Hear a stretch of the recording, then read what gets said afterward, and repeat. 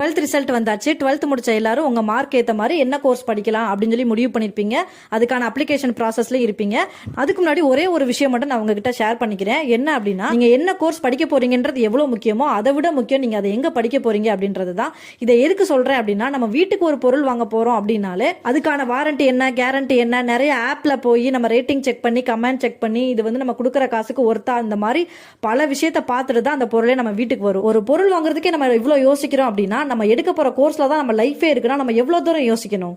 என் friend சொன்னாங்க, தெரிஞ்சவங்க சொன்னாங்கன்னு சொல்லி காலேஜை செலக்ட் பண்ணாம அங்க ஸ்கில் பேஸ்ல நம்மள வந்து கொண்டு வருவாங்களா, ஃபேக்கல்டிஸ் எப்படி இருக்காங்க, ஜாப் ஆப்பர்ச்சுனிட்டி கிரியேட் பண்ணி தருவாங்களா, இந்த மாதிரி அனலைஸ் பண்ணிட்டு அதுக்கப்புறமா காலேஜ் ஜாயின் பண்ணுங்க. ஏன்னா லட்சக்கணக்கான பேர் படிச்சு முடிச்சுட்டு வெளியில வராங்க. ஆனா எல்லாருக்கும் ஜாப் கிடைக்குதான்னு கேட்டா கண்டிப்பா இல்ல.